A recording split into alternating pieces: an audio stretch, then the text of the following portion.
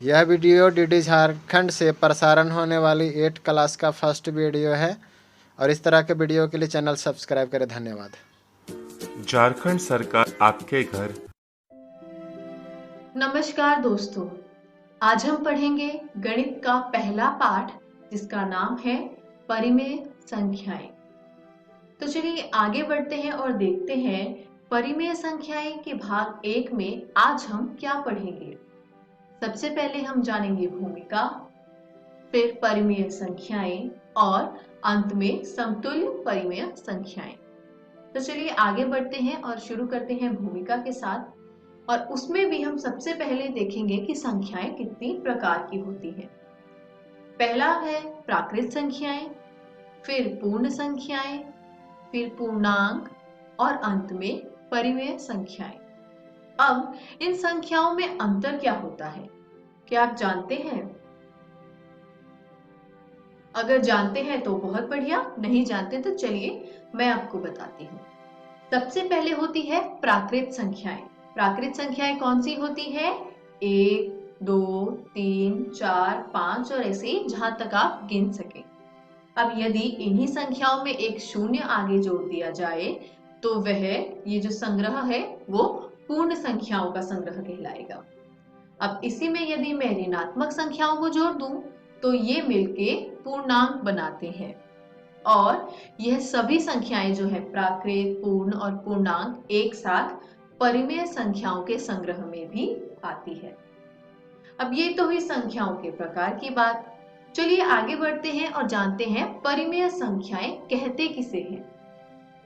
कोई भी संख्या जो P बटे Q के रूप में लिखी जाए और वहां पर Q का मान कभी भी शून्य के बराबर नहीं होगा और साथ ही साथ P और Q दोनों ही पूर्णांक होंगे, तो ऐसे संख्या को हम परिमेय संख्या कहते हैं। यदि आपकी किताब के अनुसार देखा जाए तो परिभाषा कुछ इस प्रकार होगी कि ऐसी संख्याएं जिन्हें हम P बटे Q के रूप में व्यक्त करते हैं और वहां P और Q पूर्णांक है जहां Q का मान शून्य के बराबर नहीं है, तो ऐसी स्थितियों में यह अंक जो है वो परिमेय संख्याएं कहलाते हैं। तो चलिए आगे बढ़ते हैं और देखते हैं परिमेय संख्याओं के कुछ उदाहरण। पहले उदाहरण में एक संख्या दे रखी है 2/5। यहाँ पर जो Q के स्थान पर 5 है उसका मान शून्य के बराबर नहीं है और साथ ही साथ 2 और 5 दोनों ही पूर्णांक है, इसलिए यह एक परिमेय संख्या कहलाती है। अब अगले उदाहरण में ऊपर दे रखा है -2 और उसके बटे में लिखा गया है 3। यहाँ पर 3 का मान जो है वो शून्य के बराबर नहीं है और -2 और 3 दोनों ही पूर्णांक है, यानी -2/3 जो है वह भी एक परिमेय संख्या है। तो चलिए आगे बढ़ते हैं और देखते हैं परिमेय संख्याओं के प्रकार। यह आपके सामने एक संख्या रेखा बनाई गई है। इस संख्या रेखा में अगर आप शून्य के दाहिनी ओर बढ़ेंगे तो जितनी भी संख्याएं आपको दिख रही है वो सभी धनात्मक परिमेय संख्याएं कहलाती हैं और यदि आप शून्य से बाईं ओर जाएं तो उसको हम ऋणात्मक परिमेय संख्याएं कहते हैं। तो चलिए ये तो हुए परिमेय संख्याओं के प्रकार। आगे बढ़ते हैं और देखते हैं कुछ और रोचक तथ्य। अब इस संख्या रेखा में आपने एक अंक देखा 0, तो ये जो 0 है क्या वो एक परिमेय संख्या है? बताइए। जी बिल्कुल, और ऐसा कैसे, वो मैं आपको बताती हूँ। 0 को मैं 0/a के बराबर रख सकती हूँ। क्यों? क्योंकि आप a को 0 से गुना करेंगे तो आपको 0 प्राप्त हो जाएगा।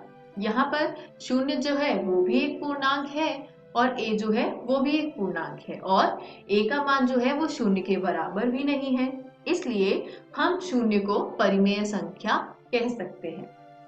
आगे बढ़ते हैं और देखते हैं अगला विषय, समतुल्य परिमेय संख्या। आपके सामने एक परिमेय संख्या दी गई है 2/3, जहां पर 2 अंश है तथा 3 हर है। अब 2/3 में यदि मैं अंश और हर दोनों में ही 2 से गुना कर दूं तो वो हो जाता है 4/6, यानी 2/3 और 4/6 जो है वो समतुल्य परिमेय संख्याएं हैं। तो कोई भी परिमेय संख्या के अंश और हर को जब आप एक ही संख्या से गुना कर देते हैं तो वह उस संख्या की समतुल्य परिमेय संख्या कहलाती है। अब सवाल ये उठता है कि ये केवल गुना करने से हो सकता है या इसका कोई और भी तरीका है। तो चलिए आगे बढ़ते हैं और देखते हैं। आपके सामने एक और परिमेय संख्या दी है -15/21, जहां पर -15 जो है वो अंश है तथा 21 जो है वो हर है। तो यदि मैं दोनों को ही 3 से भाग दे दूं तो ये हो जाएगा -5/7, यानी -15/21 और -5/7 जो है वो दोनों ही समतुल्य परिमेय संख्याएं हैं। इसी के साथ आज की हमारी वीडियो समाप्त होती है। आज हमने सीखा कि परिमेय संख्याएं होती क्या है और समतुल्य परिमेय संख्याएं किन्हें कहा जाता है। आशा करती हूँ आज का वीडियो आपको समझ आया होगा। देखते हैं अगली वीडियो में हम क्या पढ़ेंगे। अगली वीडियो में हम जानेंगे परिमेय संख्याओं की तुलना, परिमेय संख्याओं का मानक रूप और दो परिमेय संख्याओं के बीच की परिमेय संख्या निकालना। तो घर जाइए, यह आपकी किताब का पहला पाठ है। प्रश्नावली में दिए गए प्रश्नों को हल कीजिए और निरंतर अभ्यास करते रहिए। किसी भी प्रकार के संदेह एवं सहायता के लिए हम हमेशा उपलब्ध हैं। धन्यवाद।